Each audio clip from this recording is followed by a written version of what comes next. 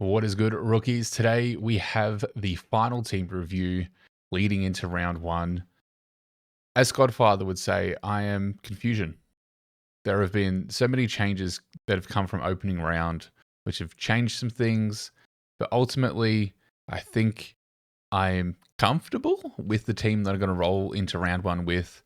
Some slight changes, some slight adjustments from round zero that I've needed to kind of pivot in certain directions while maintaining some picks. I'm going to go through basically bottom to top because the interesting parts will come in most areas where we expect. So, without further ado, without any more dallying, I want to get into it. So, in the flex, we're going to have Mr. Flynn. I'm pretty sure that was always going to happen. And then, what do we have? We have the horny man. We have the horny one. We have Daniel. We have McRae. We'll have Davidson. We'll have Rankin. We'll have Stone. And we'll have Kako. Sorry, I'm just double checking because my memory is shocked. I've gone through so many different teams today. It's ridiculous. So this is going to be our forward line. I ultimately would have loved to have like a Cal Pepper here, but just given where the money's going, I kind of need to allow some movements because we need to get in the man himself, Mr. GAWN. And I think we all know why. Previously, this was Nank, and Nank was one of my pods moving forward.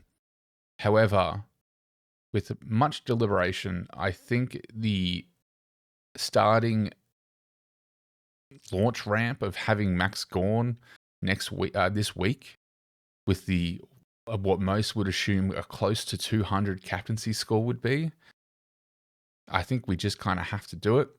Currently at 19%, definitely not a pod, but if you can afford to have him in, I think you're going to have a nice score to start. That's an easy lock. Decoding, we can try to hold as long as possible and then pivot if needed. If Pitnet comes back sooner, we can potentially move to a Meek with some cash.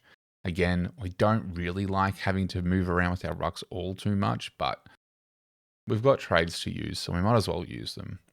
In the midfield, you would have seen we had a bit of a pod pick, and that pod is still staying, and that is Dunkley. And in every way I've looked at this team, I still want Dunkley. I still want some picks that are still under 3% owned. And Dunkley is still that. He's only 2% owned. This, depending on how some cash moves, could potentially change. He's not 100% lock, and I'll get into the things that will change at the end. But currently, as it stands, we're going to have Dunkley. We're going to have the man Day. We're going to have, of course, Oliver. We're also going to have Chera and Pelican as well. Now, the fun part is we're going to have both fins. So we're going to go a bit crazy here.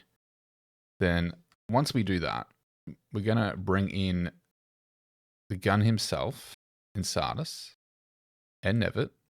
Then we're going to bring Levi onto the bench. And then we're simply just going to bring in a few easy picks such as Camberelli. And then potentially this could move depending on team sheets. But at this stage, it'll be a Hasty or Boxall. That's what we're looking like so far. Defense-wise, this is the scary part. Let's just lock in the man himself. The fun pick of this whole team, and I hope it doesn't fail me, is Mr. Stewart. We're bringing him in. We're bringing the doppelganger in.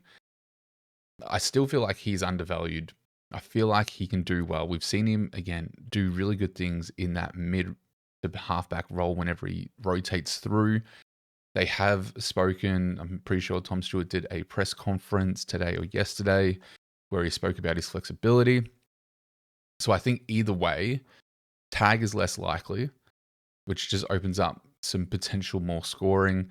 He's on his last legs from a prime player perspective. Some might say he's already past that, being early 30s, but I still think he's got a fair bit to offer. Now, who else do we want to lock in? It's not Sheasel. This is a scary pick. I'm going to go Zork, and then we're going to go value. So if we look at the ownership, let's just bring in the value. We'll get to the rookies in a minute. But Roberts, value. Perryman, value. And then short. This is probably the scariest part of this team because alternatively, I was hoping to have Stewart instead of Short and have Short there ready if Stewart failed. Going this way means we don't really have any backup options, which is risky, but I do think it pays off for both points on field and cash gen. And I'm willing to risk it. Worst case, we can trade out of it. I have no lack of confidence in my ability to trade out of sticky situations. But in regards to rookies, currently I will have Reed, we'll have Trainer, and depending on who's named, we've seen that Pryor is currently going. I can move things around to get Pryor in, but for the moment, I do believe Sullivan is set to play. So I'm hoping that's the case. So, if Supercoach would like to save and load, very good. What can change from this? Well, there's a few different things that can happen here. Now, one, we're missing Sheasel, but we're hoping we kind of make up the difference with spike scores from Zorko, a higher than anticipated score from Stewart, along with our value picks. Dunkley in itself is, I still think, going to provide really consistent high scores, hopefully in the 110s. Day, I'm still not 100% set on. This could move down or move up to Rosie. I'm just... Day's the one I'm unsure about. The other method here is we move someone like a Day or a Chera down to an O'Driscoll and have Chera as the backup if Callaghan and Day fail.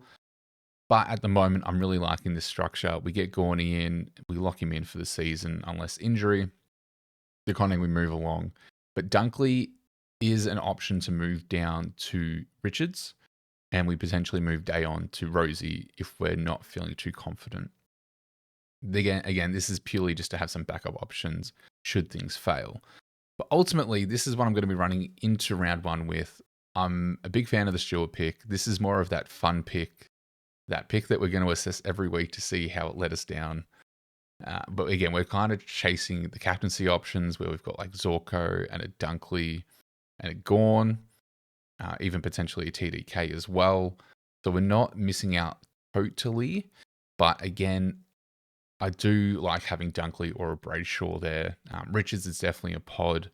I think he's only 1% owned at the moment. So these things could change. If Richards is named, it does become a very high consideration just because a lot of people are either going guns and rookies, where they're getting in like a Neil and then jumping straight down to like Oliver, Chera, Callaghan, and potentially fading Day or going straight to Rosie or some other value structure.